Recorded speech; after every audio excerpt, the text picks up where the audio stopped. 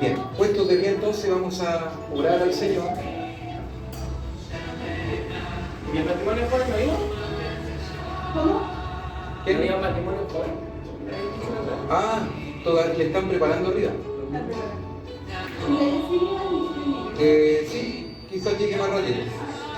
Bien, oramos entonces al Señor. Padre amado, te damos gracias, Señor, por estar en este lugar. Queremos, Señor, pedirte que tú bendigas, Señor, este culto, esta reunión, Señor, porque lo que venimos a hacer, Señor, es buscar tu palabra, Señor, y buscar de tu amor, y buscar, Señor, de todo lo que tú tienes para nosotros, Señor, tu voluntad, Padre Celestial. Tu palabra dice que tu voluntad es buena, es perfecta, es agradable, Señor amado, y por eso estamos en este lugar, Señor, a pesar muchas veces de la adversidad, Señor, del cansancio, del calor, Señor. Hemos destinado este tiempo, Señor, para poder aprender de tu palabra, Señor, y también, sin duda, Señor, para poder exaltar tu nombre, adorarte, Señor, por sobre todas las cosas, Padre Celestial. Dios amado, te pido por cada uno, Señor, de aquellos que nos puedan ver a través de la transmisión, Señor. Te pido, Señor, que tú tengas una bendición especial para ellos, Señor. Quizás muchos están impedidos de poder asistir a una congregación, Padre Celestial. Quizás muchos de ellos, Señor, desearán en su corazón, Señor, poder compartir juntamente con nosotros, Señor, pero las circunstancias, Señor, y quizás la salud, quizás la lejanía, Padre, quizás el transporte, hay tantas cosas, Señor, que muchas veces nos impiden poder congregarnos, Señor, y gozarnos los unos por los otros, Padre Celestial. Por eso te pedimos, Señor, por ellos, para que seas tú obrando, Señor, en sus corazones, para que seas tú, Señor, ministrándoles, Señor, y quizás a través de estas plataformas, Señor, a través de YouTube, de la plataforma de redes sociales, Señor amado. Dios amado, te pedimos, Señor, que hagas tu voluntad, Señor, en cada uno de ellos, Padre, en el nombre de Jesús. Amén y amén. Gloria al Señor. ¿Alguien tiene gratitud al Señor? Por favor, te pido oración por mi nieto, por Gabriel. Él tenía un tumor en el estómago. Oh. Que hablé con Roy hoy día. Lo operaron y como que lo estaban dejando ahí nomás y tuvo un tremendo encontrón con los médicos porque como que lo estaban dejando nomás niños, ¿cachai? Estuvo muy mal. Así que por favor orar por él para que se recupere del todo. Amén. Amén. Vamos a orar por él. ¿Alguna otra petición?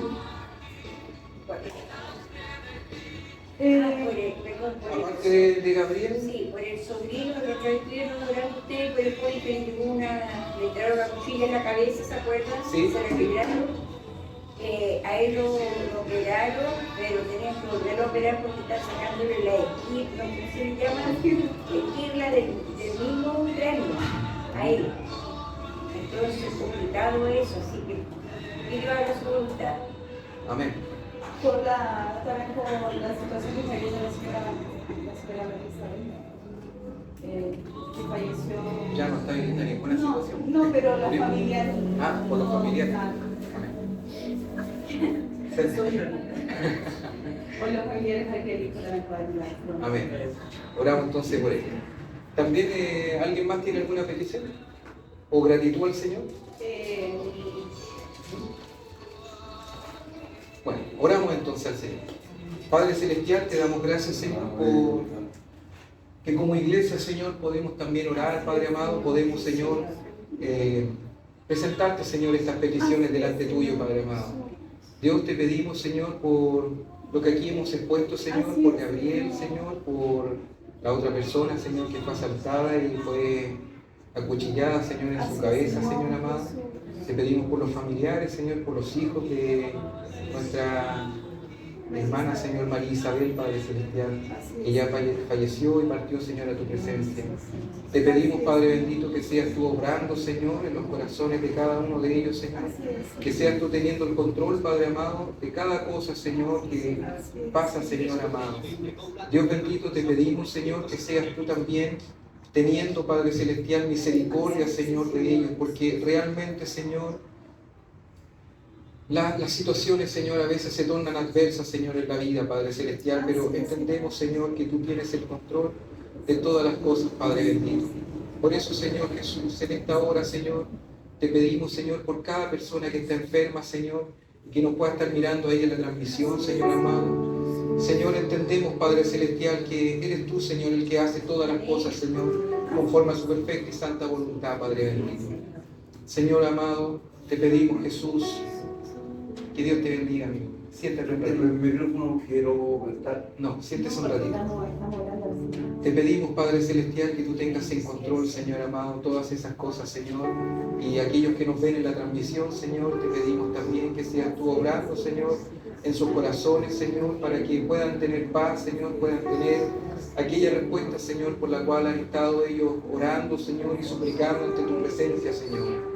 Padre amado, te pedimos, Señor Jesús, que seas tú, Señor, controlando la enfermedad de Gabriel, Señor, una enfermedad complicada, Señor amado, cáncer o un tumor, Señor, en el estómago es difícil, Señor, y por eso te pedimos, Padre, que seas tú teniendo el control, Señor, de aquella familia, Señor, de los padres, de los hermanos, Señor, que seas tú trayendo una palabra de consuelo, Señor, que quizás a través de esta enfermedad, Señor, ellos puedan también entender que no hay poder humano, Señor, que se contraponga a tu palabra, Señor. Tú dices, Señor, que del polvo fuimos tomados y al polvo volveremos, Señor. No hay poder, Señor, en nosotros.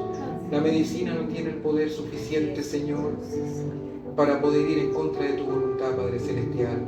Por eso hoy clamamos a ti, Señor, por aquel niño, Señor, que tú tengas misericordia de su vida, Señor, y ellos puedan también, Señor amado, tener la sanidad, Señor, para ese niño, ese integrante de la familia, Señor. Es difícil cuando alguien de la familia, Señor, y más cuando son niños, está enfermo, Señor, y con la gravedad, Señor, que tiene Gabriel, Señor, una operación en el estómago, Señor, para sacar un tumor.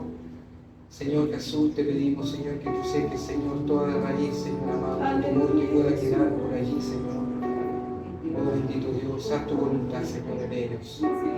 Asimismo, Señor, te pedimos por cada cosa, Señor, que ha pasado en esta semana, Señor. Te pedimos por nosotros, Señor, por la economía de cada uno. Te pedimos, Señor amado, porque seas tú obrando, Señor, a favor nuestro, Señor amado. Úsanos, Señor, conforme a tu perfecta y santa voluntad, Padre Celestial. Te pedimos también que prepares nuestros corazones para la palabra, Señor, lo que vamos a compartir este día. Que abra nuestro entendimiento, Señor, y que podamos tener claridad, Señor amado, en aquello que tú nos quieres enseñar este día, Padre. En el nombre de Jesús. Amén. Bien, hermanos, pueden tomar asiento. Vamos a compartir el estudio del día de hoy. Decíamos nosotros que estamos en este curso introductorio a la teología reformada. Y realmente es una pincelada bien a grosso modo, porque la vez anterior estuvimos viendo en parte del primer ciclo de este ciclo de introducción a la teología reformada, estuvimos hablando sobre los 5 solas de la Reforma, ¿recuerdan? Pero los vimos muy a grosso modo, o sea, es una cosa que miramos por encima solamente. Realmente podríamos haber estado medio año estudiando las 5 solas de la Reforma, profundizando un poco más en ese conocimiento. Y luego nosotros empezamos a ver los cánones de Dort, y referente a los cánones de Dort también hicimos una introducción muy tenue, porque este curso es una introducción, no es entrar en la teología reformada, hay mucho más que decir. En ese marco también vimos dijimos que eran los cánones de Dort, derivan en los 5 puntos del calvinismo, ¿recuerdan? No recuerdan. Quizás los que están en la transmisión sí. Bueno, derivan en los 5 puntos del calvinismo, pero nosotros al estudiar los cánones de Dort vemos que solo hay 4, no hay 5. Y es porque el 3 y el 4 están juntos. Y el 3 y el 4 hablan sobre la total depravación humana, que fue lo que vimos la clase anterior, la total depravación humana. Entonces, y hoy día vamos a ver esta elección por gracia incondicional. Amén.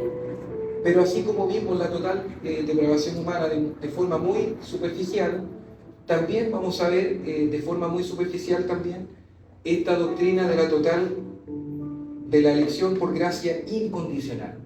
Y aquí les voy a pedir que de entradita busquemos en nuestra Biblia Romanos capítulo 9.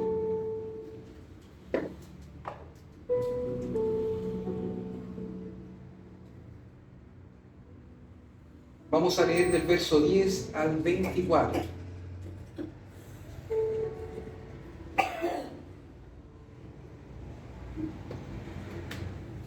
Amén. ¿Lo tiene? Sí. Sí, la palabra del Señor dice así.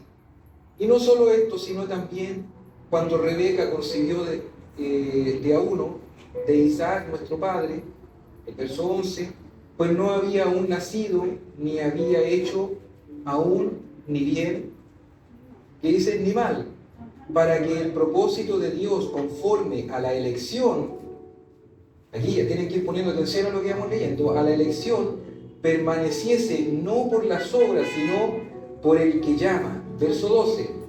Y le dijo, el mayor servirá al menor. Como está escrito, a Jacob amé, mas a Esaú aborrecí. Verso 14. Dice, ¿qué pues diremos? Una pregunta. ¿Qué pues diremos? ¿Que hay injusticia en Dios? En ninguna manera. Verso 15. Pues a Moisés dice, tendré misericordia del que yo tenga misericordia, y me compadeceré del que yo me compadezca. Verso 16. Así que no depende del que quiere ni del que corre, sino de Dios que tiene misericordia.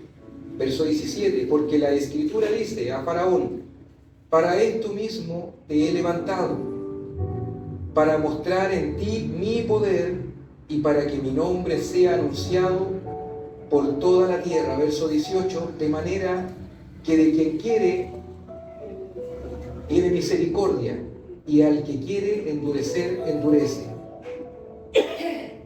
Difíciles los versos que está escribiendo Pablo acá, difíciles de comprender, sobre todo a la luz de este Dios que muestran hoy día en el catolicismo, sobre todo, y gran parte del protestantismo evangélico, muestra un Dios todo amor. Este Dios que tiene su barbita blanca, ¿cierto? Con el pelito blanquito. ¿Ah? Entonces, verso 19. Pero me dirás, ¿por qué pues sin culpa? Porque ¿quién ha resistido a la voluntad de Dios? ¿A la voluntad? Perdón. Verso 20. Más antes, oh hombre, ¿quién eres tú para que alterques con Dios? Dirá el vaso de barro al que lo formó, ¿para qué me has hecho así? Verso 21. ¿O no tiene potestad el alfarero sobre el barro para hacer de la misma masa un vaso para honra y otro para deshonra? Verso 22. ¿Y qué si Dios, queriendo mostrar su ira y hacer notorio su poder, soportó con mucha paciencia los vasos de ira preparados para destrucción? Verso 23. Y para hacer notoria las riquezas de su gloria, las mostró para con los vasos de misericordia que Él preparó de antemano para gloria. Verso 24. A los cuales también ha llamado, esto es, a nosotros, no solo de los judíos, sino también de los gentiles, ¿cierto? Amén. Amén. Hermanos, esta doctrina es difícil de comprender. Si yo les pregunto ahora mismo, ¿están de acuerdo con lo que Pablo dice? Porque Pablo está diciendo simple y llanamente que hay gente aquí afuera, hay familiares nuestros, hay amistades nuestras que jamás van a proceder al arrepentimiento. ¿Están de acuerdo con eso? ¿No les pasa nada con que, por ejemplo, un padre o una madre o un hermano jamás vaya a proceder al arrepentimiento por más que lo invitemos y por más que venga a la iglesia? De alguna manera, claro, igual es doloroso, pero... O un hijo, en el caso nuestro, claro. o en el futuro de ustedes, un hijo. Igual es doloroso, pero es la voluntad de Dios. Si no, todo el mundo estaría salvo en esto. Por esto se creó el arminianismo, porque el ser humano no digiere esto. Es como comer carne cruda, no se mastica nunca, no se quiere tragar porque se siente chiclosa. Es difícil comprenderla, es difícil adaptarse y decir, Señor, sí, tú tienes el derecho, todo el derecho de hacer vasos para honra y vasos para deshonra. ¿Alguna pregunta? No sé si me respuesta, pero Para eso lo que está. pasa es que yo siento que si Dios murió por nosotros y viene a salvar al mundo, Él quiere que todos se salven. no creo que él tenga la mentalidad de decir no, a él sí, él no, tú sí. Acabamos de leerlo, ¿viste? Esa es la mentalidad, ¿ves? Porque por un lado es difícil entenderlo, porque uno dice, pero ¿cómo puede ser? Pero Pablo está diciendo aquí, lo vamos a desglosar hoy día, vamos a tratar de dejarlo lo más clarito posible, porque en esta doctrina nosotros debiéramos de estar 3-4 meses estudiándola, fundamentándola. Pero Una consulta, pero ahí no tiene que ver, también hay una palabra que dice que muchos son los llamados. Pero todos los escogidos. O sea, los escogidos son los que van a seguir hacia adelante sin mirar hacia los costados. así es, pues ahí lo acabas de decir, ¿viste? Pero esto se contrapone, la doctrina de la elección por gracia incondicional se contrapone con la doctrina de la elección condicionada que tienen los arminianos, nuestros hermanos pentecostales que nos puedan estar viendo en la transmisión, nuestros hermanos de asambleas de Dios, bautistas generales. Todos ellos creen que la gracia de Dios es resistible. Todos ellos piensan que en algún punto el hombre puede tomar o dejar a Dios, a conveniencia. Amén. Entonces, esta doctrina que estaremos escudriñando hoy, de forma muy superficial, como ya lo dije, está queriendo tratarnos de llevarnos a nosotros hacia un punto de entendimiento para que tengamos una correcta visual de Dios. Nos pone en una verticalidad, en una posición vertical con Dios y no horizontal. Porque a veces nosotros creemos que Dios es nuestro amigo, ¿no es cierto? Ahí han escuchado esos mensajes. Ustedes han escuchado mensajes así, que dicen, no, si nuestro Dios es nuestro amigo, Dios nos quiere tanto, es nuestro compadre. Y algunos son tan irrespetuosos y dicen, no, él es mi compa, es mi compita. Y no es así. Dios no es nuestro amigo, Dios es Dios. Mi amigo está horizontalmente conmigo, somos iguales, pero Dios no es igual que yo. Dios es Dios. Y esta doctrina nos viene a decir a nosotros, mira, tú, como decía Pablo, eres un trapo de inmundicia. Él decía, mira, todo lo que hice, prediqué, llevé el evangelio a los gentiles, completé, le hice entender a los romanos, hice entender a los judíos a través de la carta a los hebreos, le hice entender al mundo griego, Efesios, Colosenses, Tesalonicenses, hice toda esta obra, pero al final me considero un trapo de inmundicia. ¿Saben quién era el trapo de inmundicia ustedes en la antigüedad? Sí, el apóstol de la mujer. El apósito de la mujer, una toalla higiénica. Entonces él se compara con eso, se compara, mira, soy un trapo de inmundicia, una cuestión que nadie quiere tocar, ni ver, ni oler, una cuestión que es desechada. Eso me considero. Ahora, ¿cuántos de nosotros hemos evangelizado al nivel de Pablo? ¿Cuántos de nosotros hemos aportado doctrinalmente al nivel que lo hizo Pablo? O sea, no estamos ni siquiera al nivel de Pablo. Es fuerte, ¿eh? Ni siquiera estamos a ese nivel. Pero consideramos que Dios es nuestro culpa. Entonces, no, si el Señor es mi cumpida, yo voy con el Señor para todos lados, el Señor anda para mí. El Señor no, mi papito anda siempre conmigo. Mi papito me tiene que entender, mi papito me da, mi papito aquí. Y no es así. Dios es Dios. Que tenga amor como un padre es distinto a que sea nuestro padre. Pero ahí hay un juego de palabras, porque sí también la Biblia dice que Él es nuestro padre, ¿no es cierto? Porque hemos sido engendrados por Él. Pero tiene otra. Pero es Dios. No tenemos nunca que perder de vista eso. Entonces, este ciclo en el que estamos tiene por propósito solo mostrarnos de forma introductoria estas doctrinas. Después, más adelante, nosotros vamos a tomar otro ciclo donde vamos a estar revisando estas doctrinas, porque estos 5 estos 4 puntos de los cánones de Dios pasan a formar los 5 puntos del calvinismo, y de los 5 puntos del calvinismo pasamos a las 5 doctrinas de la gracia, que es profundizar sistemáticamente en estas doctrinas, en estos puntos que nosotros estamos viendo. Esto solamente, los cánones de Dios, tómenlo ustedes como puntos de confesión de fe, porque recuerdan ustedes que el canon de Dor se formó como una respuesta a las doctrinas del arminianismo, ¿ya? Entonces, quiero leerles el artículo 14 del Canon de Dort, capítulo 1. Después en su tiempo, como les dije, vamos a estudiar el Canon de Dort a detalle. Esto dice el capítulo 1, artículo 14 del Canon de Dort, dice: además, así como esta doctrina de la elección divina, según el beneplácito de Dios, fue predicada tanto en el Antiguo Testamento como en el Nuevo Testamento por los profetas, por Cristo mismo y por los apóstoles, y después expuesta y legada en las Sagradas Escrituras, así hoy en día, así como en el tiempo de la Reforma, hoy también, y a su debido tiempo, se debe exponer a la Iglesia de Dios, a la cual le ha sido explícitamente otorgada, con espíritu de discernimiento y con piadosa reverencia, santamente, sin investigación curiosa de los caminos del Altísimo,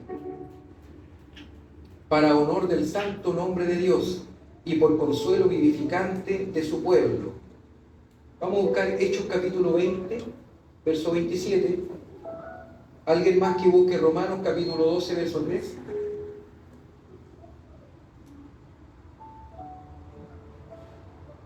Entonces, esta doctrina que hoy día estamos nosotros mirando superficialmente, es muy importante que la iglesia la conozca porque es la base para el entendimiento del resto de las doctrinas. Si no entendemos que nosotros fuimos elegidos por Dios y solo por Dios, estamos perdidos. Porque ¿sabe qué? Miren, esto tiene un hilo. Si yo entiendo que yo elegí a Dios, entonces vengo y a veces no vengo. ¿Por qué? Porque yo elegí a Dios. No me eligió Él a mí, yo lo elegí. Por lo tanto, como yo lo elegí, entonces yo a veces voy, a veces no voy. ¿Se entiende? Pero si yo entiendo que Dios me eligió, entonces me siento deudor de Dios. Porque Él me eligió. Y ahí hay mucho material. ¿Quién tiene Hechos capítulo 20? ¿Ya? 20, 27. Sí, ¿quién buscó Romanos capítulo 12? 20, 27. En el celular. Ya dice, porque no he reunido a anunciaros todo el consejo de Dios. El 20:27. Ya. Sí, por eso. No, el 20:27. Ah, ya. Romanos capítulo 12, verso 3.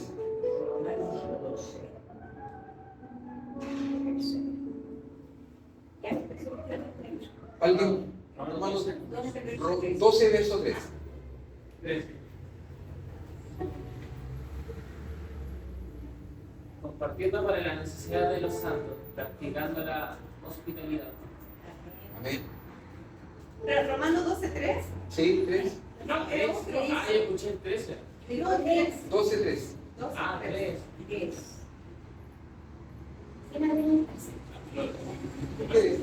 Léelo, ¿no?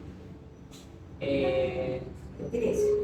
Digo pues, por la gracia que me es dada a cada cual que está entre vosotros, que no tenga más alto concepto de sí que el que se debe tener, sino que piense en sí con cordura, conforme a la medida de fe que Dios se repartió para cada uno. Amén. Amén. En el poco del tiempo hay otra cita aquí, está Romanos capítulo 11, verso 33, está Hebreos capítulo 6, verso 17, después el verso 18.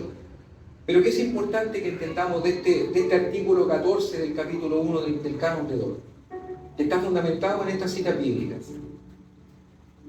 Es importante que nosotros entendamos que lo que está pasando acá no es simplemente venir a estudiar la palabra de Dios. Porque a esta hora, los días miércoles, los días jueves, los días martes, todas las iglesias se reúnen a estudiar la palabra del Señor.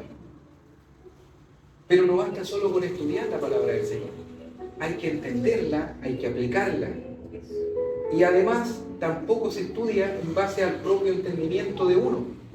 Acá lo que está pasando es que ustedes y yo somos parte de una larga línea de hijos del Señor, de pueblo de Dios, que viene desde los tiempos de Jesús. Estas doctrinas no vienen desde ahora. Estas doctrinas vienen desde tiempos, siglos. tras siglos. Entonces, imagínense ustedes que nosotros estamos estudiando lo mismo que se estudió y se configuró el canon de Dort en 1618. O sea, en 1618 habían hijos del Señor compartiendo esto mismo que estamos nosotros compartiendo hoy día, año 2025, siglo XXI. Lo mismo. Tenían el mismo entendimiento que hoy día nosotros estamos llegando a tener. Que Dios me eligió no por algo que tuviera, sino porque su sola voluntad. Amén.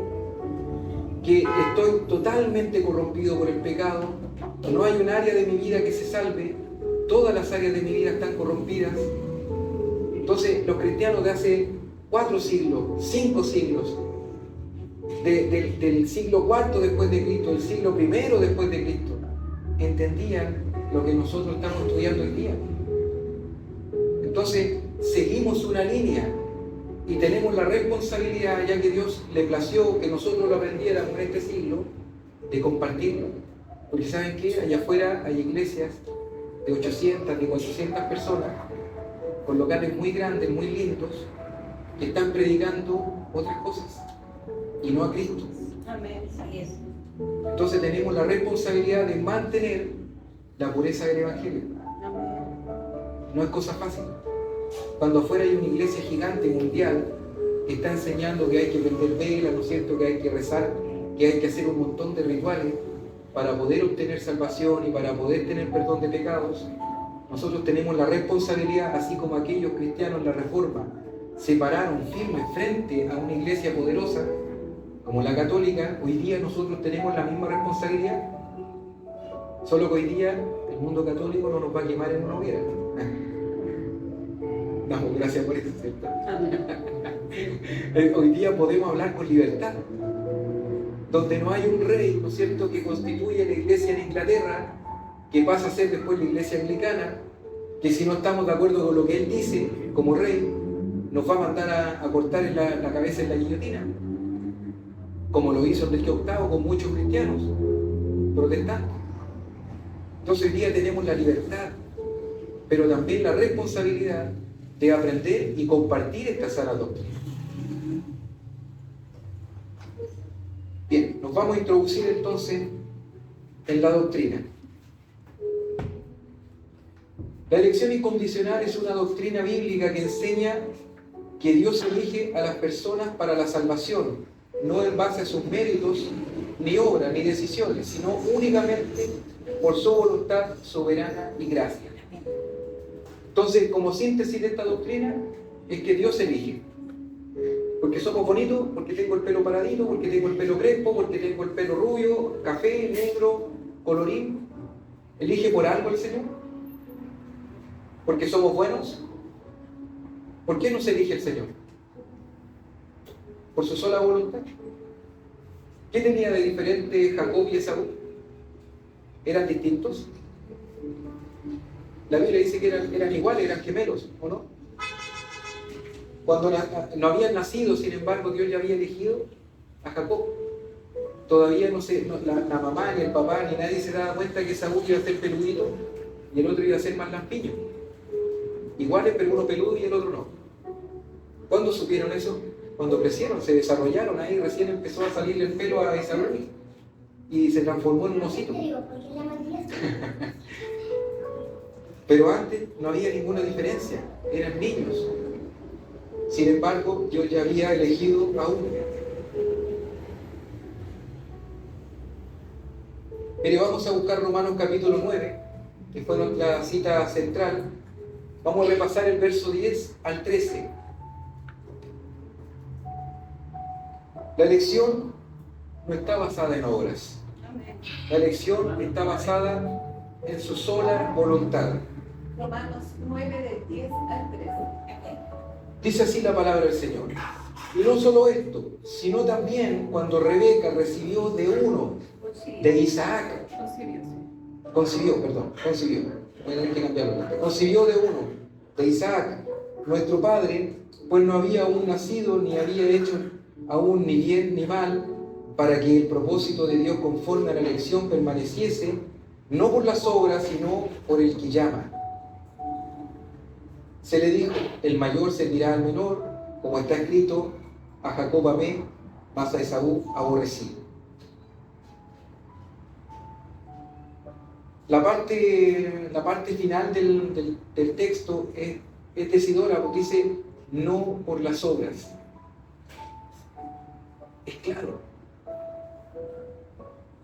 Es muy claro. O sea, Señor, ¿qué puedo hacer para ser salvo? Miren, un ejemplo muy bueno. Jesús se acerca, por eso hay mucho aquí que baño que cortar, pero voy a mencionarlo así, abuelo de pájaro. A Jesús se le acerca un joven y le dice, Señor, ¿qué tengo que hacer para ser salvo, para ser uno de tus discípulos? ¿Qué le dice Jesús? Oye, la ley la cumplo. Entonces anda y da todo lo que tienes. No volvió nunca más. No se menciona más en la Biblia ese personaje. ¿Podía hacer algo esa persona para ser salvo? Jesús sabía que no. Por eso lo mandó que diera todo lo que tuviera. Porque sabía que no lo iba a hacer. ¿Cómo iba a quedar en la indigencia? Sin nada. No podía. Entonces, ¿qué podemos hacer nosotros para ser salvos? Para merecer el amor de Dios. ¿Venir a la iglesia? ¿Poner atención? ¿Sacarnos buenas notas cuando haga la prueba? ¿Qué podemos hacer? Nada. Venir, limpiar la silla. Señor, traje esto otro. Señor, en tu nombre echamos fuera demonios. ¿Y qué les dijo el Señor? Apártense de mí, hacedores de maldad. Pero ¿cómo hacedores de maldad si eché fuera demonios en tu nombre? No soy cualquiera, o sea, no era uno de los que venía siguiéndote. Yo era uno que tenía autoridad y por eso que echaba fuera a los demonios. ¿A quién le está hablando eso? A nosotros, los pastores, los siervos del Señor, a los músicos, a los que sirven, a los que enseñan. Señor, pero yo enseñaba de tu palabra. ¿Cómo puede ser que no me conozcas? Déjame entrar, por último me quedo ahí en el jardín del cielo. Apártate de aquí. Nunca te conocí. En otro texto, todo esto lo vamos a estudiar a profundidad cuando estudiemos esto. Dice, no todo el que me dice Señor, Señor, tendrá entrada en el reino de los cielos. Por lo tanto, ¿qué está diciendo esto? Que no es el que quiere. Aquí de hecho lo dice. Ya vamos a llegar a eso. Acá vamos a dar al menos 3 puntos relevantes. Voy a bajar un tema que está así. 3 puntos relevantes. A los que están ahí en la transmisión, quizás usted puede pausar ahí, anotar.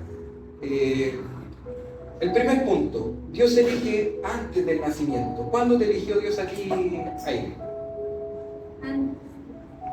Antes. ¿Cuándo me eligió a mí? Antes incluso de que mi mamá naciera.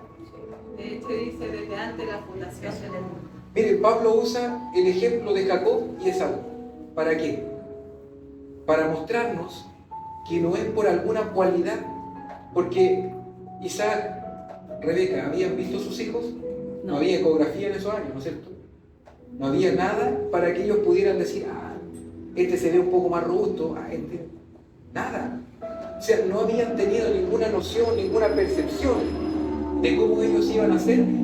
Sin embargo, Dios dice, a Jacob amé y a Esaú aborrecí. Mismo ejemplo que después Pablo usa para decir, bueno, ¿y qué pasa si Dios quiere usar vasos para honra y deshonra? ¿Qué pasa con eso? Una forma como lo dijera yo, es un reto. Es una palabra fuerte porque le está diciendo a los lectores, le está diciendo, es como una guapiada, ¿no es cierto? Y bueno, ¿qué pasa? Casi como una apología. Claro, ¿qué pasa? ¿Cuál es el problema? No, es que el problema. ¿Cuál es el problema? ¿Qué está pasando? Ven para acá. Es como una guapiada que le está haciendo a los lectores, o sea, los está retando. Intelectualmente los está retando. Segundo punto, el propósito de la elección es de Dios. ¿Para qué Dios te escogió? Para llevar su palabra, para servirle. Nosotros somos los que tenemos que decir, no, el Señor me escogió para esto. El propósito por el cual Dios nos escogió es de Él. ¿Cuándo lo va a mostrar Él? En algún momento. En algún momento Dios nos va. ¿Por qué? Porque imagínese usted a Jacob de niño escuchando esto, no, el Señor te ama, hijo. Rebeca lo sabía, por eso siempre lo protegió. Entonces, diciéndole, hijo, tú eres el escogido. Pero es que mi hermano nació primero, salió 2 segundos antes. Yo me quedé enredado en el cordón y salí después. Entonces, pero Rebeca sabía que Dios había amado a Jacob y a Esaú no. Por eso después el tema de la primogenitura y todo eso, pero ¿cuál es el punto acá? Que la elección es de Dios. Dios elige y no eligió al que por la tradición, por la cultura judía israelita tenía que haber sido escogido, el primogénito. El primogénito era Esaú. De Esaú debiera haber nacido esta nación de Israel. Sin embargo, Dios no lo escogió a él. No lo escogió porque era el primogénito, no lo escogió porque era el más fuerte, porque después la Biblia habla sobre esto, ¿no es cierto? Y nos dice que Esaú era corpulento, era cazador, y Jacob no, era como el típico nerd de esta era. Era flaquito, usaba lentes como yo ahora, ¿no es cierto? Quizá era de pelitos parados como yo, y andaba así, flaquito quizá. Y el otro no, pues el otro era el jugador de fútbol americano, atlético, era un gallo espectacular, cazador. Todos lo querían a él. ¿Y a quién eligió Dios? ¿Qué dice la palabra del Señor? ¿A quién escogió Dios? A los vil y despreciados del mundo, ¿cierto? No a los catedráticos, no a los decanos, no a los sabios. Nos escogió a nosotros. ¿Para qué? Para que sigamos con esta palabra, con estos estudios, con esta doctrina. Amén. Último punto de esta sección. A Jacob amé y a Esaú aborrecí. Malaquías capítulo 1, capítulo 2, capítulo 3. Hablan un poco, Malaquías capítulo 1, versos 2 y 3. Hablan un poco de esto. Esta frase enfatiza la soberanía de Dios en la elección, no basada en el mérito humano. Amén. Entonces, aquellos que dicen, no, es que yo decidí por Cristo. ¿Han escuchado esa expresión? Yo tomé mi decisión. No, yo me sentía tan podrido que tomé la decisión de ir a la iglesia. Yo entregué mi vida a Cristo. Todas esas expresiones, ¿qué denotan? Posesión de lo propio. Yo entregué mi vida a Cristo. La pregunta es, nos damos vuelta y atrás tiene el sello del Señor. Eres mío. Entonces, ¿qué vida le estoy entregando al Señor? ¿Yo decidí hoy día despertar? ¿Se han dado cuenta de ese hecho súper simple? Que uno no decide despertar, uno solo despierta. Es como que alguien te abriera los ojos. Y de repente uno está... O usa el marido para eso. Pero se han dado cuenta, es natural. A una hora más, una hora menos, pero uno despierta. ¿Quién hace eso? Dios. Pero lo dejamos pasar por alto. Porque pensamos que es natural, que es cotidiano, que lo hicimos nosotros. No, yo desperté. Hay gente que se va en el sueño, ¿o no? Así que eso de yo desperté no es tan natural como parece. Podríamos ser así. ¿Me entiendes? Esta sección, ¿qué nos enseña? La elección de Dios no depende de lo que hagamos, sino de su llamado soberano. Amén. Romanos capítulo 8, versos 29 y 30.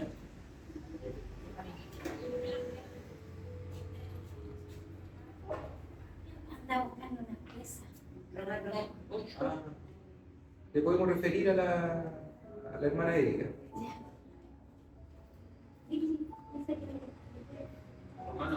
Romanos capítulo 8, versos 29 al 30.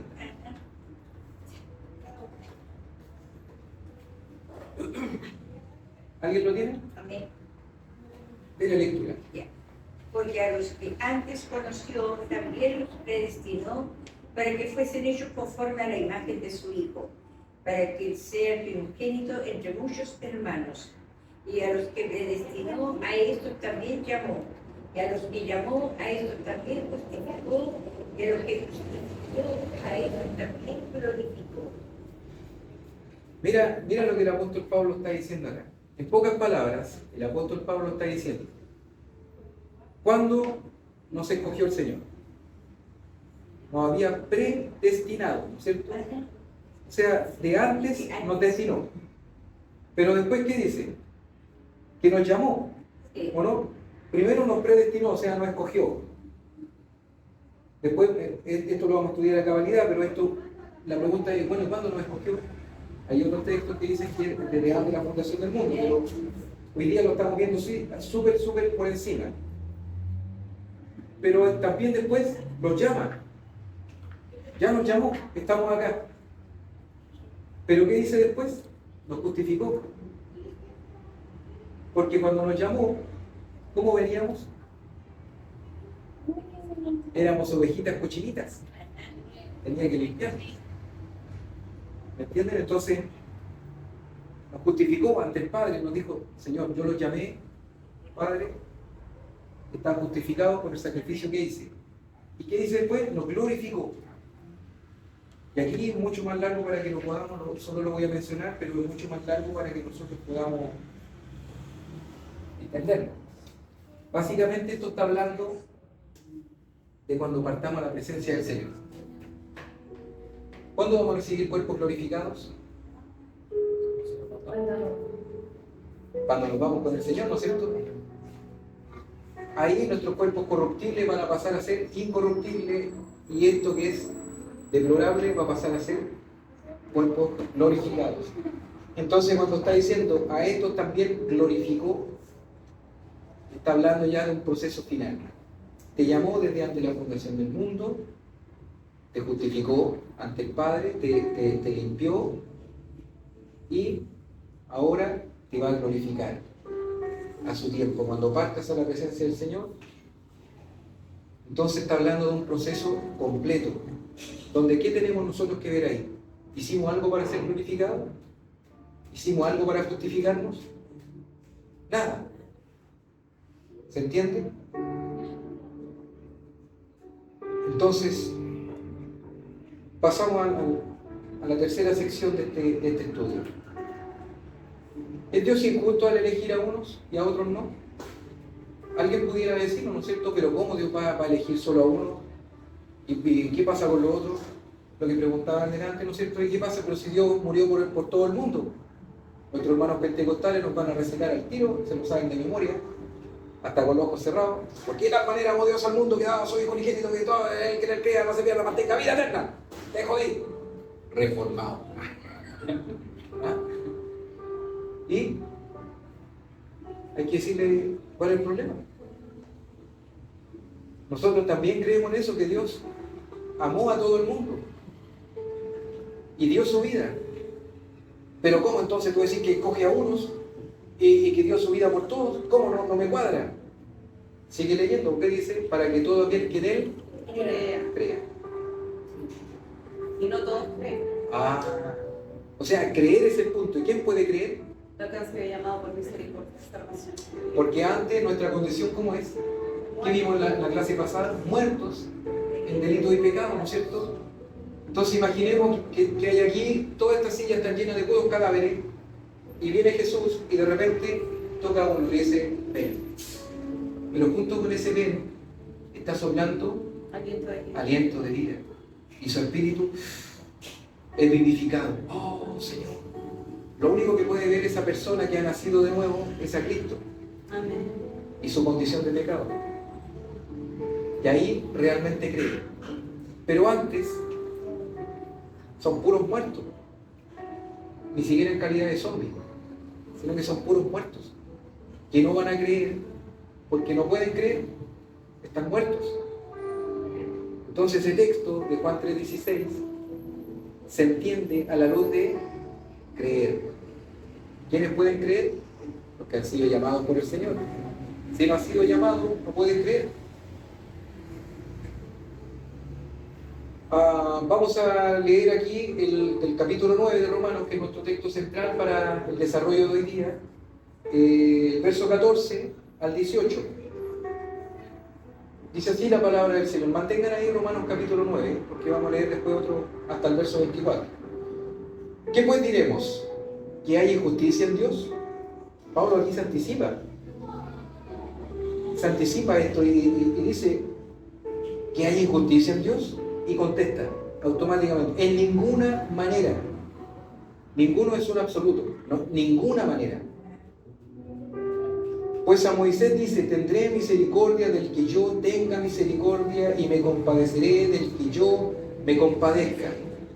Así que no depende, pongan atención aquí, no depende del que quiere, ni del que corre, sino de Dios que tiene misericordia. ¿Depende del borracho dejar de tomar? Porque ciertamente nuestros amigos que andan por allá afuera quieren dejar de tomar, Pero no pueden, pero no pueden. ¿Por qué no pueden? porque están muertos en sus delitos y pecados. Y aman el tomar. Entonces, ¿podemos tratarlos como hermanos? No. ¿Cómo los tenemos que tratar? Como personas que necesitan de Cristo. Solamente tenemos que predicar el Evangelio. Deja de tomar, es pecado. No te emborraches, es pecado. No vivas esta vida de pecado. A Dios no le place. ¿Quieres estar en la iglesia? Tienes que cambiar. Tienes que suplicar a Dios por perdón y hacer frutos de arrepentimiento. Acá en esta sección, la tercera ya, son 20 secciones. No, son 5 solamente. La tercera sección, otra vez, 3 puntos de argumentación. Al menos, porque podrían ser muchos más. Primero, Dios es justo en su elección. Aquellos que nos digan que no es justo, porque Dios es un Dios de amor. Dios es un Dios de amor, amigo, no te equivoques. No, ¿qué estás diciendo? Dios es un Dios de amor. No me le sé, pastor. El Señor amó a todos por igual. ¿Es así? Dios los amó a todos por igual. Acabamos de leer, Pablo hace una argumentación poderosa, dice: a Jacob amé, Y ese hubo por a Esaú aborrecí. Aborrecer no es un sentimiento, no es que me es indiferente. No, en jerga de ahora, ¿no es cierto? No estoy ni ahí. No me interesa. No lo tomo en cuenta. No era así, es aborrecer. Es sinónimo de odiar. Entonces, a uno amó y al otro odió. A uno lo eligió y al otro lo desechó. ¿Se entiende? ¿Hay algún alimento que no les guste? ¿Sí? Ya, imagínense ese alimento y que alguien se lo da y ustedes lo toman y lo desechan. Con ese ánimo es que Dios desecha esa uva. Entonces, esa frase que le gusta mucho al mundo pentecostal, un saludo a nuestros hermanos pentecostales, les amamos en el Señor. Ay, a mí me encanta Pero la palabra de Dios es la palabra. Amén. Me encanta la alabanza de Dios. No son mis palabras, sino que es la palabra de Dios. Dice aquí: a uno amó y al otro desechó. Por lo tanto, esa frase que tiene el mundo pentecostal que dice Dios ama al pecador, No, ¿tiene sustento bíblico? no. Aborrece el pecado de Dios Padre. ¿Por qué Dios dejó solo en el momento cúlmine en la cruz a Jesús? Porque Jesús estaba lleno de pecado, del pecado de todos nosotros, no solo de un hombre, ni solo de Adán, sino que de generaciones, de siglos de historia humana. Estaba lleno. Y Dios no podía estar ahí. Y por eso Jesús exclama y dice: ¿por qué me has abandonado? Fuerte. Al que más tú amas y eres parte de él y eres como uña y mugre, ¿no es cierto? Te abandona en el momento más difícil y de más dolor. ¿Por qué? Porque Dios no puede, no soporta el pecado y por eso Jesús tuvo que entregar su vida por nosotros, no por otra razón. Porque si Dios amara al pecador, entonces ¿para qué Jesús murió? Si Dios se siente agradado de las personas con pecado, entonces bueno, venga para acá. No es así. Dios aborrece el pecado y por eso Jesús tuvo que venir para ponerse entre nosotros pecadores y Dios, como un escudo, como un abogado. Entonces, esa frase lamentablemente no tiene sustento bíblico y como dije otra vez vamos a dar 3 puntos de argumentación. Dios no es injusto, Dios es justo en su elección. Pablo anticipa a la objeción de que Dios podría parecer injusto al elegir a unos y a otros no. Su respuesta es clara: Dios no es injusto porque la salvación, y esta es la gran diferencia, no es por mérito, es por gracia. Entonces, si yo quiero regalarle algo a mi suegra, mi mamá no se tiene por qué enojar, porque yo decido dar un regalo, no es porque ella se lo merezca. ¿Se entiende? Entonces la humanidad no se enoja con Dios, al contrario, están contentos. Qué bueno que no me tocó, puedo seguir pecando, están felices. Segundo ejemplo, el ejemplo del faraón, verso 17, verso 18. Dios endureció el corazón de Faraón con un propósito soberano: mostrar su poder y glorificarse. Amén. Tercer punto, no depende del esfuerzo humano, no depende del que quiere ni del que corre, ¿ya? No depende del que va más rápido, no depende del que llega primero a la iglesia, no depende del que sirve más en la iglesia, del que muestra más apoyo económico, no depende de esas cosas. Depende de Dios el que seamos salvos. Amén. ¿De quién depende que la gente esté en este momento siendo leudada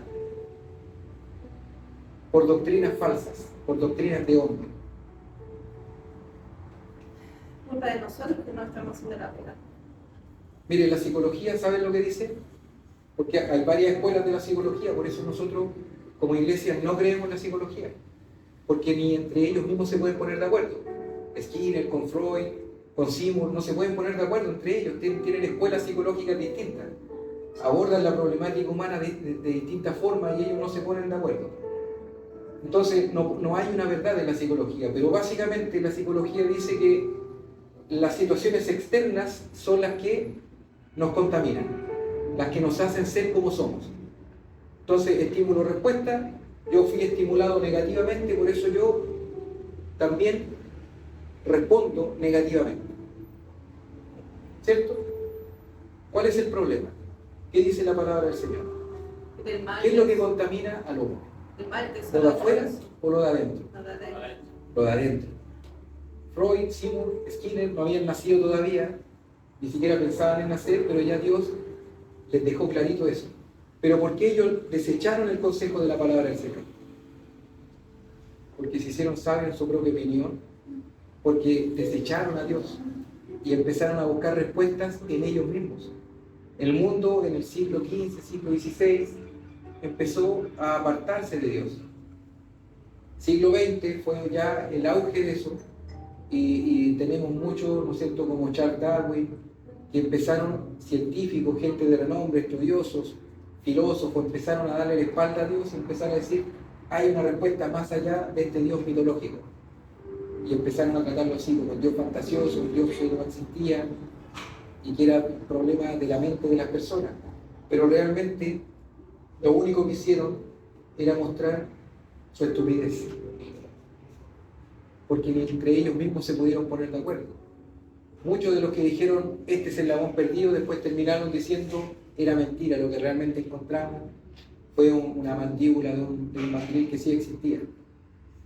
Pero lo pusieron como un cráneo humano y empezaron a formar cosas que nunca existieron. Y después que lo dijeron, nadie les creyó. Era más fácil creer en la mentira que en la verdad. Por eso Tesalonicenses, Pablo le escribe a la iglesia y le dice: mira, Dios mismo le envía un poder engañoso a fin de que crean la mentira y se pierdan. ¿Por qué? Porque es necesario que existan estos vasos de deshonra para que Dios muestre su justicia. ¿Qué merece la humanidad? La condenación. La condenación, ¿cierto? La paga del pecado, ¿qué es lo que es? Muerte. Entonces, ¿la humanidad se merece estar muerta en delito y pecado? Sí, porque aman el pecado. Aman robar, aman mentir, engañar, estafar, adulterar, fornicar. Aman el pecado. Y lo que tienen es lo que merecen. Por lo tanto, Dios, ¿qué es lo que está haciendo ahí? ¿Injusto o justo? Justo. ¿Y con nosotros qué hizo? Tuvo misericordia. ¿Qué dijo Moisés? Dios hace misericordia a quien Él quiere. Lo cierto. No depende de mí, dijo Moisés. Yo me lavo las manos, como alguien que va a aparecer en la historia después, Poncio Pilato. ¿Ah? Me lavo las manos, pero realmente no depende de mí. Si el Señor hace misericordia con el que Él quiere y se compadece del que Él quiere, si no se compadeció de ti, no es culpa mía, tampoco es culpa tuya, porque yo soy tan podrido como tú. Y Dios fue justo porque por algo puso, ¿cómo se llama? La tabla de la ley. Entonces, ¿qué nos enseña esta sección? Dios no es injusto, porque la salvación es un regalo inmerecido. Dios tiene, como el viejito pascuero, un saco lleno de puros regalos, y ese regalo es la salvación, y Él se la da a quien Él ha determinado desde antes de la fundación del mundo. Amén. No es por algo que alguien haga o alguien deje de hacer. No, dejé de ir a la iglesia, así que ahora ya perdí mi salvación. Si Dios te salvó, a lo que no están viendo, si eres un verdadero hijo del Señor, no importa si dejaste de ir a la iglesia por un tiempo. El Señor tiene un propósito eterno contigo también, así como con nosotros. Cuarta parte de, ya estamos terminando, antes que se nos vaya la luz. El alfarero y el barro, la soberanía de Dios la podemos ver acá, que es una doctrina de la gracia, la soberanía absoluta de Dios. Romanos capítulo 9, del verso 19 al 24. Mas antes, oh hombre, ¿quién eres tú para que alterques con Dios? Dirá el vaso de barro al que lo formó, ¿por qué me has hecho así? ¿Puede la humanidad recriminarle a Dios? No, ¿no es cierto? Ni aún lo desea, porque la humanidad no le recrimina a Dios porque está feliz con sus pecados. Pero nosotros, los hijos del Señor, ¿recriminamos a Dios? Por cierto, hay muchos hermanos que puedan estar escuchando ahora en la transmisión acá, que van a desarrollar este pensamiento, van a decir, pero ¿cómo si el Señor es un Dios de amor? ¿Y cómo puede ser esto? No, está equivocado el pastor, esa enseñanza es herejía. ¿Cuál es nuestra respuesta? Otra vez, 3 puntos de argumentación básicos. ¿Dios no tiene el derecho acaso de hacer lo que quiera con su creación? Digamos, Cristian tiene su auto, ¿cierto? Cristian tiene el derecho, porque es de él, de su propiedad, de regalarlo, quemarlo, desarmarlo, usarlo, hacer lo que él quiera con su auto. Es su auto. ¿Quién puede venir y decirle, oye, Cristian, no, ¿cómo estás haciendo? Tenés que compartir tu auto, no, regálalo. ¿Quién puede venir a decirle algo? Es su auto, es su propiedad. Primer punto de argumentación entonces, ¿Dios acaso no puede hacer lo que Él quiera con su creación? ¿Puede venir a alguien y decirle, Señor, ¿por qué haces lo que haces? Nadie. Él es Dios. Entonces, pero si alguien tuviera esa osadía, ¿qué estaría denotando? Una soberbia tremenda, primero, porque al creador del universo, es como que un día, imaginémonos esto, de fantasía pura, lo que están ahí. Imagínense que usted está en su casa y de repente usted mueve el pie y sin querer pisa una hormiga. Y la hormiga, como puede, sale de ahí del zapato y empieza a gritarle para arriba, oye, ¿cómo se te ocurre pisarme? ¿Qué es lo que te estás imaginando? Así nos veríamos delante del Señor recriminándonos. Una imagen bizarra, ridícula. alguien en este planeta que esté al creador del universo diciéndole, ¿y cómo se te ocurre crear vasos para eso, hombre? Tú tenías que salvarnos a todos. Dios hace lo que quiere con su creación. Segundo punto. Dios hace vasos para honra y deshonra. Algunos son preparados para la gloria eterna y otros para manifestar su justicia. ¿De qué otra forma podríamos ver nosotros que Dios es justo? ¿Se imaginan ustedes un juez? Todo esto lo vamos a profundizar cuando veamos las 5 doctrinas de la gracia. Pero ¿se imaginan ustedes un juez, ahora mismo que aquí en Chile hay tanta delincuencia, tanta puerta giratoria, pero ¿se imaginan un juez que nos liberara a todos? Llegaran criminales, violadores, pedófilos, estafadores, de todo, y el juez dijera, ¿sabes qué? Los amo a todos. Vengan, los voy a abrazar. Vayan con libertad. Sigan haciendo lo que hacen. ¿Qué pensarían ustedes de un juez así? ¿Que es bueno? ¿Que es malo? Pésimo. Pésimo, ¿no es cierto? Bueno, algo así pasa en la vida real en Chile, porque no es que los jueces te digan nos amo a todos, pero nos dejan libre igual. Pero, ¿se entiende el punto? Dios tiene que mostrar su justicia. ¿Cómo podríamos ver nosotros ese gran atributo de Dios, su justicia, su santidad, si Él permitiera el pecado? ¿Cómo podríamos observarlo? Por lo tanto, tienen que haber vasos para deshonra. Tercer punto de esta cuarta sección: la paciencia de Dios con los vasos de ira. ¿Por qué pareciera a veces que el que hace iniquidad prospera más que nosotros?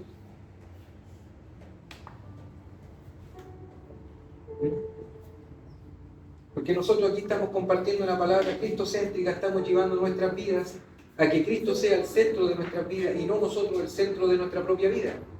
Sin embargo, hay otras congregaciones que están mostrando a Cristo como el ayudante para llevarte a ser la mejor versión de ti mismo, para que puedas hacer tesoro y seas próspero donde la polilla y el orín corrompen, al revés de lo que dice la palabra. ¿Ah? Pero sin embargo hay iglesias que en este minuto están predicando eso. Hermano, Dios se va a levantar como poderoso gigante delante tuyo y no importa la dificultad que tengas, porque el Señor va a pisotear a todos tus enemigos. Así que anda confiado y háblale con autoridad a tu jefe, dile que lo que está haciendo, bla, bla, bla. Pero ten tu currículum en la otra mano, por si acaso. Entonces, pero vienen estos mensajes así, entonces la gente sale y dice, hermano, no importa si tienes dinero o no tienes dinero, el Señor te va a levantar como un empresario exitoso en este país.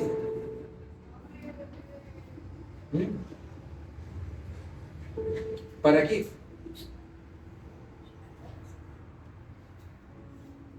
¿Para qué Dios va a hacer eso? ¿Qué gloria se llevaría Dios con que nosotros seamos magnates en esta tierra? Ninguna. Entonces, ¿para qué son los vasos de honra? ¿Para mostrar qué cosa? La abundancia de sus riquezas, dice. Para mostrar su amor, su misericordia. Entonces, si Dios nos llama y entramos en el Evangelio y venimos a la iglesia, no es para que Dios muestre en nosotros la abundancia de sus riquezas, que por cierto las tiene y por cierto puede darlas, pero no es el propósito. No estamos en la iglesia para que Dios nos muestre después, lleguemos pobres, ¿no es cierto?, con 1.000 pesos en un bolsillo y con 200 pesos en el otro, y al cabo de un tiempo en la congregación ya no tengo ni siquiera con plata porque tenemos una cuenta tan grande que no hay billetera ni bolsillo que nos aguante. No es que lleguemos con un Fiat 600 y después nos vamos con un Mercedes-Benz. Dios puede hacerlo, sin duda, pero no es el propósito. Porque ¿en qué se gloriaría el Señor ahí? Incluso iría en contra de su palabra que nos dijo: no se preocupen por lo que han de comer, por lo que han de beber, no se preocupen por el día de mañana, porque eso depende de mí, dice el Señor. Entonces, no hagan tesoros donde la polilla y el orín corrompen, si lo sabré yo. Ese es un comentario interno. ¿Se entiende entonces? ¿Qué aprendemos de esta cuarta sección? Que la soberanía de Dios no debe ser cuestionada. Él tiene derecho absoluto sobre su creación. Amén. Vamos a buscar algunas citas bíblicas. Alguien que busque Efesios capítulo 1, versos 4 y 6. Otra persona que lea el verso 11.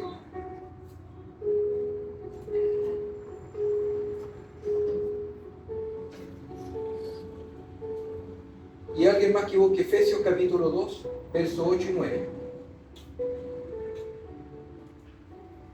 ¿Quién tiene Efesios 4, 1, 4, 6?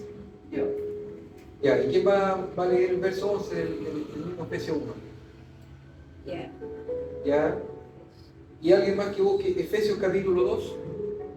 ¿Quién lo va a leer? Lairi no ha leído la Biblia. El verso 8 y el verso 9. Dos versículos. Ya. Partimos por Efesios 4, 1, 4, 6. Del 4 al 6. Del 4 al 6.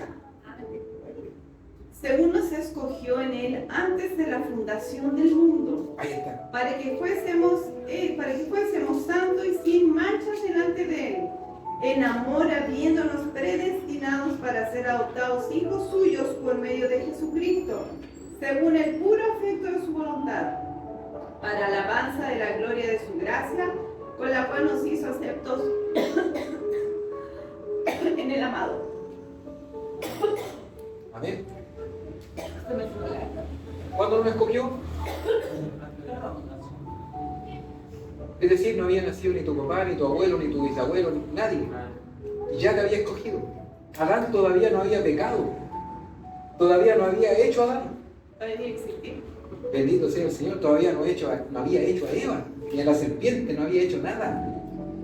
Y ya Dios nos había escogido. Antes de que el mundo fuera mundo, ya Dios nos había escogido. Amén. ¿Para qué nos escogió? Como dije en delante, para que seamos personas acaudaladas, Para alabanza de la gloria de su gracia, por la cual nos hizo aceptos. para que fuésemos santos y sin manchas. ¿Delante de quién? De Él. Pero para que lográsemos esto, ¿qué tenía que pasar? ¿Cómo podemos ser santos? Por eso que aquí hay mucha riqueza, hay mucho que estudiar. Pero lo estoy mencionando así a grosso modo. Para que fuésemos santos, ¿lo podíamos lograr cumpliendo los 10 mandamientos? No, No. ¿Qué tuvo que pasar? Cristo murió y resucitó. Cristo tuvo que morir, ¿no es cierto? Y entonces, solo entonces pasamos a ser santos y sin ninguna mancha. ¿Por qué? Porque como siempre lo digo, aquí está Cristo, aquí estoy yo. Si yo me salgo de Cristo, estoy manchado, estoy sucio. Pero Dios me está viendo a través de Cristo. Así que no ve mis manchas. Amén. Ve a Cristo, puro y santo. ¿Se entiende? Sí. Por eso es importante que estemos en Cristo. Y no Cristo en mí. Yo tengo esto de la pedalera del auto. Me quedó. Pero yo tengo esto en mi bolsillo. ¿Se entiende? Entonces yo al tener esto en el bolsillo, esto es parte mía. Hay muchos cristianos que tienen a Cristo como parte de ellos. Entonces ellos van, se mueven a un lado, Cristo tiene que ir con ellos, se mueven para otro lado, allá tiene que ir Cristo con ellos. Entonces, Señor, me voy a ir de vacaciones, anda conmigo. Señor, voy a cambiar de trabajo, anda conmigo. Señor, no sé, voy a invertir en un negocio nuevo, anda conmigo. Y no se preocupan de preguntar, Señor, ¿quieres que haga esto? Señor, ¿es tu voluntad? Señor, invertí y ahora no me queda tiempo para ir a la iglesia. Estoy tan metido en el negocio que al final ya no tengo comunión, ni siquiera estoy orando.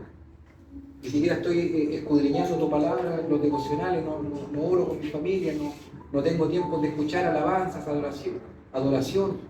Estoy tan inmerso en el sistema del mundo que te dejé.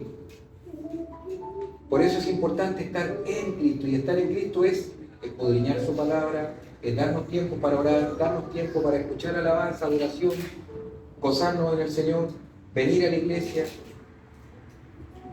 Entonces, ¿para qué fuimos llamados? Fuimos escogidos para ser santos y sin manchas delante de Él. ¿Y esto por qué? ¿Por algún mérito que tengamos? No, ¿no es cierto? Pepiche. Efesios, el mismo capítulo 1, pero el verso 11. ¿Quién lo tiene? Amén. Léalo. Dice, en él asimismo tuvimos herencia, habiendo sido predestinados conforme al propósito del que hace todas las cosas según el designio de su voluntad. Aquí nosotros más adelante vamos a dilucidar este concepto de propósito. Hay dos voluntades que Dios tiene, la voluntad de mandamiento y la voluntad de propósito. ¿Ya? Los mandamientos, está claro que esa voluntad el hombre puede pasar por encima. Dios dice no robarás y el hombre roba. ¿Se entiende? Pero el propósito de Dios, no. Entonces, si Dios tenía el firme propósito de llamarnos, escogernos, así va a ser. Entonces ya no tenemos más tiempo, pero vamos a ver la última cita. Efesios 2 la tiene nuestra hermana Aileen. Efesios capítulo 2, versos 8 y 9. Porque por gracia sois salvos por medio de la fe. Y esto no de vosotros, pues es don de Dios, no por obras, para que nadie se gloríe. Después de casi una hora que hemos estado estudiando, usted me dice, podríamos haber leído esa pastor y ya clarito. ¿No es cierto? No hubiese borrado una hora de estudio bíblico. Porque, o sea, Pablo se lo escribe a la iglesia en Éfeso, yo creo que eran muy duros de cabeza y tenían que decírselo con toda claridad. Y les dice, porque por gracia son salvos. Por gracia. Y después, ¿qué les dice? Esto no de vosotros, se lo aclara, o sea, oye, no es de ustedes. ¿Y qué más les dice? No por obras, no tienes que hacer nada. ¿Por qué se los dice? Porque ellos tenían la costumbre de llevar ofrenda a los dioses, ¿no es cierto?, hacer sacrificio, hacer diferentes cosas. Entonces, no, acá no tienen que hacer nada. Oye, qué bueno el Dios que tenés tú, Pablo. ¿A dónde firmamos? No hay que hacer nada, ¿estáis seguros? No hay que hacer nada. Pero tampoco voy a llegar y firmar, porque es Dios quien te tiene que escoger. Tú no escoges a Dios, es Dios quien te escoge. Ahí ya no me gustó tanto. Está bien, no hay que hacer nada, pero tengo que quedarme esperando que Él me escoja. Por supuesto. Pero si tú me decís que estás esperando que Dios te escoja es porque ya te escogió. ¿Se entiende el juego? Porque ¿quién va a querer que Dios lo escoja? El que ha sido ya beneficiado con la vida nueva. Romanos capítulo 10, verso 14 al 17 dice, ¿cómo pues invocarán a aquel en el cual no han creído? ¿Cómo la gente va a buscar a Dios si no cree en Él? ¿Y por qué no creen en Él? Efesios 2, 1. Están muertos en sus delitos y sus pecados. ¿Se dan cuenta que la palabra de Dios se aclara con la palabra de Dios? No hay que darse cabezazos tratando de entender, es cosa de leer y escudriñar la palabra del Señor. Pablo les dice a los romanos, ¿cómo pues invocarán a aquel en el cual no han creído? Y a los efesios les dice, están muertos en delitos y pecados. Ahí está, por eso no invocan a Dios, por eso no creen en Él, si están muertos. ¿Y cómo creerán en aquel de quien no han oído? Ese es un tirón de oreja para nosotros. Tanto a los cristianos del primer siglo como para nosotros. Por eso yo les dije, nosotros aquí estamos estudiando no para que Dios nos haga mejores personas, para que Dios nos haga, no sé, lo que se le ocurra. Nosotros estamos estudiando para poner a Cristo en el centro. No para ponerlo ahí crucificado, sino que para ponerlo en el centro de nuestras vidas. Y por eso aquí estamos leyendo cómo creerán en aquel que no han creído. Si Pablo se lo decía a los cristianos del primer siglo, y esta palabra para hoy día sigue estando vigente, ¿cómo van a creer Cristian y a él y Elizabeth y Lili y los que estamos acá? Si nosotros no les predicamos, ¿cómo la iglesia va a crecer? ¿Cómo estas sillas se van a llenar? Si nosotros no abrimos nuestra boca. Amén. ¿Cómo puede llegar a pasar eso? ¿Y cómo irán sin haber quien les predique? Es un claro llamamiento a nosotros. ¿Y cómo predicarán si no fueren enviados? Como está escrito, cuán hermosos son los pies de los que anuncian la paz. Nosotros no estamos llamados a anunciar la guerra. Al homosexual, al gay, bueno, hay una diversidad grande ahí, así que no quiero ofender a nadie. Al ladrón, al mentiroso, al adúltero, al fornicario, al estafador, al que engaña, al lascivo, al violento. Nuestro mensaje no es de condenación, es de paz. ¿Recuerdan los tiempos de Adviento? Hay que salir con amor y decirle, ¿sabes qué? Dios tiene algo mejor para ti. Los que nos pueden estar viendo ahí, en la transmisión. Dios tiene algo mucho mejor para ti. Algo mejor de lo que el mundo nos ofrece. ¿Qué nos ofrece el mundo? Lo mismo de siempre. Se lo ofreció en los tiempos de Jesús, lo ofreció en los tiempos de los griegos, lo ofreció en los tiempos de ahora. Siempre ofrece lo mismo.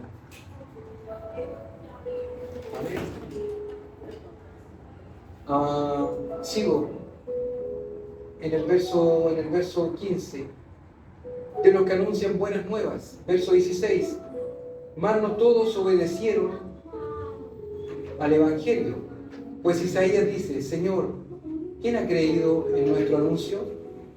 Verso 17, así que la fe es por el oír, y el oír por la palabra de Dios. ¿Quién ha creído? Aquellos que Dios ha pasado de muerte a vida, ¿cierto? Nos ponemos de pie, oramos al Señor.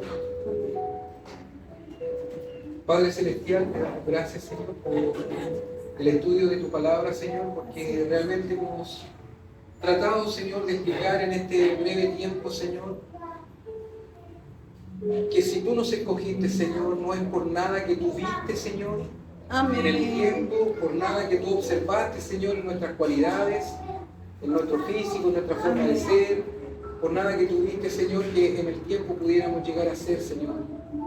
No es por una condición, sencillamente ha sido por tu voluntad, Señor, por tu propósito, Padre Celestial, por tu gracia, Señor. Por eso hace tiempo atrás estudiamos sola gracia, sola gratia. Es tan importante, Señor, para nosotros poder ligar estos estudios y que podamos entenderlos y hacerlos carne en nuestras vidas, Señor amado. Padre, obra, Señor, conforme a tu perfecta y santa voluntad, Padre Celestial, en nuestros corazones. Ayúdanos, Señor, a entender que lo que estamos hoy aprendiendo, lo que estamos hoy estudiando, Señor, son doctrinas sistemáticas, Señor, que han venido de generación en generación, de siglo tras siglo, Padre Celestial. Y a nosotros nos toca hoy, Señor, recibir esta antorcha, Señor, para seguirla pasando, Señor, a otras generaciones que vengan, Señor. Aun cuando ya no estemos en esta tierra, Señor amado, tú te preocuparás, Padre Celestial, de seguir pasando, Señor, estas doctrinas a otros, Señor, que mantengan la pureza del Evangelio, Padre. Glorifícate, Señor, en cada cosa que hagamos, Padre, en el nombre de Jesús. Amén y amén. Si alguno quiere ofrendar, aquí está para que ofrende. Y allá atrás hay unas cositas para que nos sirvamos como siempre. Nos vemos el domingo 11:30. Que Dios le bendiga. Amén.